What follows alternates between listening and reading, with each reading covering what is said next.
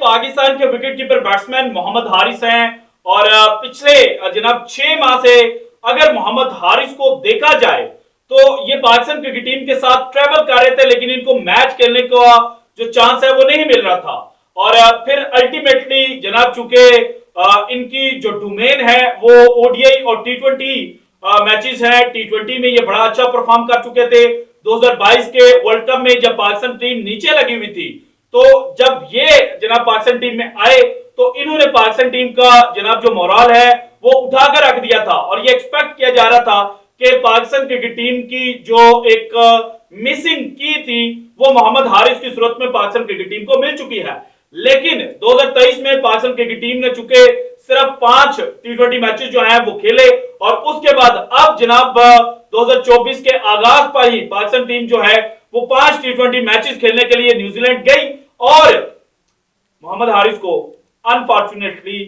Select नहीं किया गया था। और इसका इजहार जो है वो मोहम्मद हारिस ने किया भी था, ढके छुपे लफ्जों में उन्होंने ये बात की भी थी, क्योंकि जो चीफ सिलेक्टर वहाब रियाज साहब थे उनके मुताबिक मोहम्मद हारिस को रेस्ट दी गई है। हालांकि मोहम्मद हारिस टीम के साथ ट्रैवल करते हुए नजर आ रहे थे, लेकिन मैच उनको खेलने को जो है वो नहीं मिल रहा था। और अब इनके हवाले से एक नई कंट्रोवर्सी जो है वो सामने आई है और वो ये है कि जनाब इनको बीपीएल बांग्लादेश प्रीमियर लीग के लिए एनओसी पाकिस्तान क्रिकेट बोर्ड ने जारी नहीं किया और इनके ऊपर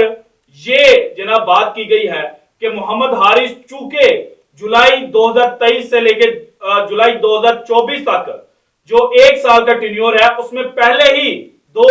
जो टी20 लीग्स हैं वो खेल चुके हैं, सो इसलिए इनको जनाब जो एनओसी है वो जारी नहीं किया गया। हालांकि अगर दूसरी साइड पर देखा जाए तो आजम खान जो सेंट्रली कॉन्ट्रैक्टेड प्लेयर नहीं है उनको जनाब अगेन जो एनओसी है वो आईएल टी20 के लिए जारी कर दिया गया है। और बहुत ज्यादा लोग जो है उन्होंने फिर ये बात की कि चूंकि मोहम्मद हारिस जो है वो सेंट्रल कॉन्ट्रैक्ट रखने वाले खिलाड़ी हैं, सो इसलिए उनको जारी नहीं किया गया। और दूसरी जानिब आजम खान जो है वो सेंट्रल कॉन्ट्रैक्ट नहीं रखते, इसलिए उनको एनओसी जो है वो आईएल टी20 के लिए जारी कर दिया गया है। लेकिन जब मैंने चेक करने की कोशिश की कि और कौन सा खिलाड़ी है जो जुलाई 2023 से लेके जुलाई 2024 के दरमियान पहले ही 2 टी20 लीग खेल चुका है और अब उसको तीसरी लीग के लिए जनाब जो एनओसी है वो जारी किया गया है, तो उसमें इंटरेस्टिंगली शादाब खान का नाम सामने आया। शादाब खान काउंटी सीजन खेलने के लिए यूके गए थे और बाद में द 100 जो इंग्लिश लीग है वो स्टार्ट हुई अगस्त में, तो जनाब ये वहां पर भी खेल रहे थे और उसके बाद जनाब ये जो यूएस की मास्टर लीग है वो खेलने के लिए भी चले गए थे। सो अगर देखा जाए तो शादाब भी 2 लीग जो हैं वो खेल चुके हैं। सो इसके बाद कहानी में एक नया ट्विस्ट आता है और वो ये है कि जनाब मोहम्मद हारिस को जो एनओसी जारी नहीं किया गया, इसकी वजह से बांग्लादेश पाकिस्तान के खिलाफ होने जा रहा है और चैंपियंस ट्रॉफी 2025 जो है उसके ऊपर पाकिस्तान और बांग्लादेश भी एक दूसरे के आमने सामने आ जाएंगे। पाकिस्तान और भारत की पहले ही लड़ाई चल रही है चैंपियंस ट्रॉफी 2025 को लेकर और अब जनाब इस एक वजह से पाकिस्तान और बांग्लादेश भी एक दूसरे के आमने सामने खड़े होंगे। सो ऑल इन ऑल ये चीज चैंपियंस ट्रॉफी 2025 को लेकर किस तरह से लिंक्ड अप है, क्या वाकई चैंपियंस ट्रॉफी 2025 पाकिस्तान से जनाब छीन ली जाएगी और अगर वोटिंग की बात आई तो बांग्लादेश पाकिस्तान के साथ खड़ा होगा या नहीं, इसके ऊपर जनाब जो डिटेल्ड डिस्कशन है वो आज के वीडियो में मैंने आपके साथ करनी है। इसके अलावा जनाब एक और पॉइंट जो सामने आया है वो ये है कि 2022 में चूंकि आजम खान जो डेजर्ट वाइपर्स है उनके लिए सिलेक्ट किए गए थे लेकिन उनको एनओसी जारी नहीं किया गया था, तो उस वक्त एमिरेट्स क्रिकेट बोर्ड जो है वो पाकिस्तान क्रिकेट बोर्ड से नाराज हुआ था। और अब शादाब खान और आजम खान जैसे जो खिलाड़ी हैं जिनको आईएल टी20 के दरमियान खरीदा गया था उनको एनओसी इसलिए जारी किया गया है कि एमिरेट्स क्रिकेट बोर्ड पाकिस्तान से नाराज ना हो। सो इसकी जो कहानी है वो भी मैंने आपके साथ शेयर करनी है। सो सबसे पहले इमाद वसीम ने जनाब पाकिस्तान क्रिकेट से रिटायरमेंट अनाउंस की थी और उस वक्त एक्सप्रेस न्यूज के ऊपर एक खबर छपी थी जिसके अंदर नाम न जाहिर करने की शर्त पर एक क्रिकेटर ने जनाब ये कहा था कि चूंकि जो चीफ सिलेक्टर वहाब रियाज साहब और टीम डायरेक्टर मोहम्मद हफीज हैं उनको नई नई जिम्मेदारियां मिली हैं, सो वो जनाब अपनी जो अथॉरिटी है उसको मनवाने के लिए ये सब कुछ कर रहे हैं। और वो वक्त दूर नहीं जब पाकिस्तान के जो बेशतर क्रिकेटर्स हैं वो जनाब अपने आप को फ्रीलांस क्रिकेटर में कन्वर्ट कर लेंगे, और वो जो पाकिस्तान क्रिकेट बोर्ड की जानिब से सेंट्रल कॉन्ट्रैक्ट ऑफर किया जाता है वो सेंट्रल कॉन्ट्रैक्ट नहीं लेंगे।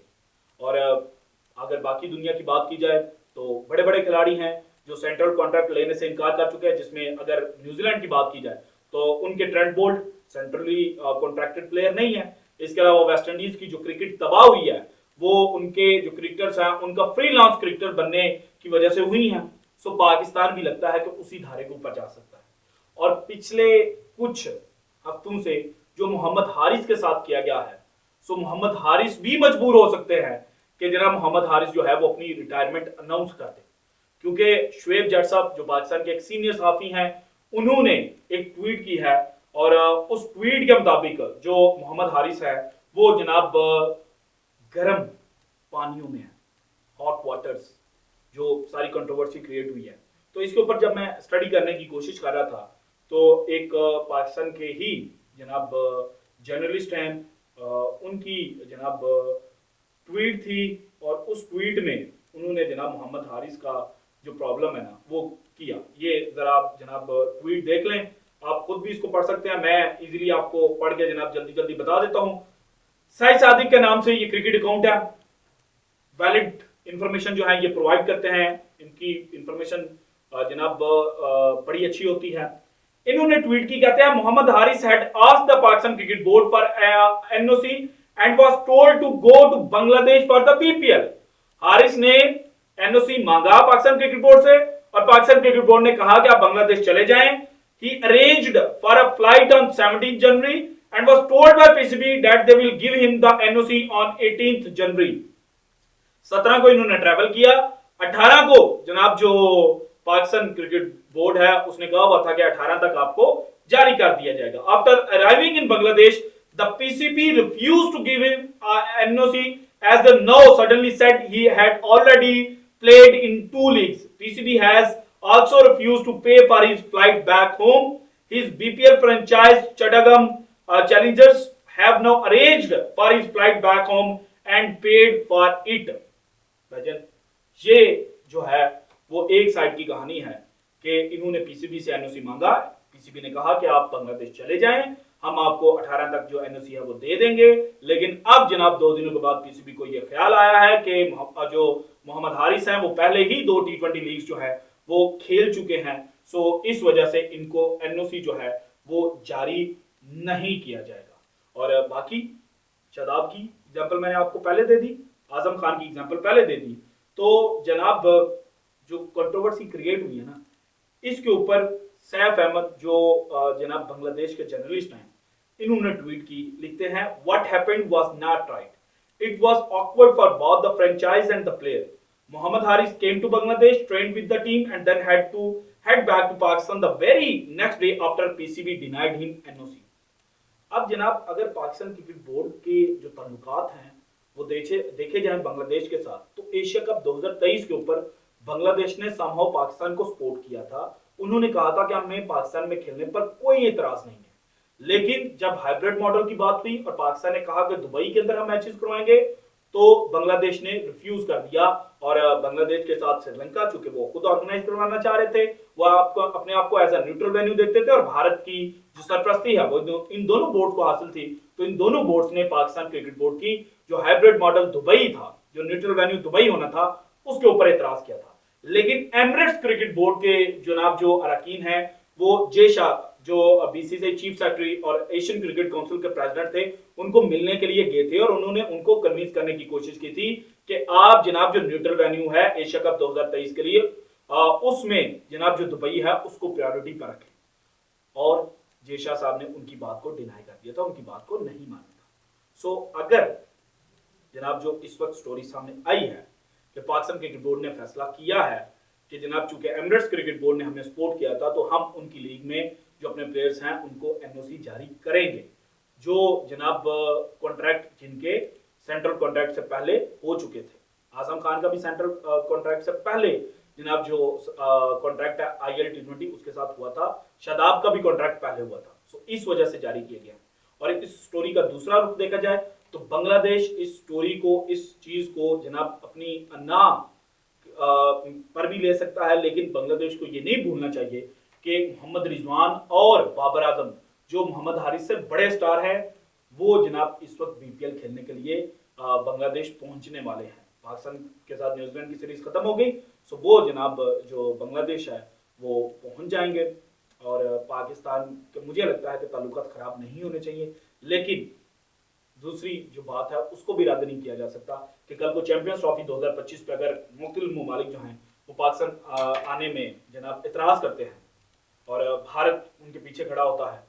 तो मे बी इस एक वाक़े की वजह से बांग्लादेश जो है वो पाकिस्तान की साइड पर ना खड़ा हो और वोटिंग के वक्त पाकिस्तान के खिलाफ जो वोट है वो बांग्लादेश डाल दे। लेकिन चूंकि माजी के अंदर पाकिस्तान बांग्लादेश को सपोर्ट करता रहा है, तो बांग्लादेश को भी चाहिए कि जनाब इस एक वाक़े की वजह से पाकिस्तान के साथ किसी किस्म की जो नई जंग है वो शुरू ना करे। और इसी उम्मीद के साथ जनाब मैं वीडियो ऐड करूंगा कि चैंपियंस ट्रॉफी 2025 को लेकर जो अभी बातें की जा रही हैं वो सिर्फ बातें हैं, वो सिर्फ जनाब थ्योरीज हैं। और हो सकता है वो थ्योरीज कोई और शक्ल ले लें, और ये भी हो सकता है कि बांग्लादेश जनाब कहे कि नहीं ठीक है, पाकिस्तान की अपनी पॉलिसी थी, हम उस पॉलिसी को रिस्पेक्ट देते हैं और हम जनाब पाकिस्तान के एंड पर खड़े हुए। So this is it from today's episode. अगर आपको वीडियो पसंद है तो लाइक कीजिएगा, ज़्यादा से ज़्यादा शेयर कीजिएगा, अपनी कीमती राय का हिसाब लाजमी कीजिएगा। और अगर आपने अभी तक चैनल को सब्सक्राइब नहीं किया तो करते हैं। शुक्रिया, अल्लाह हाफिज़।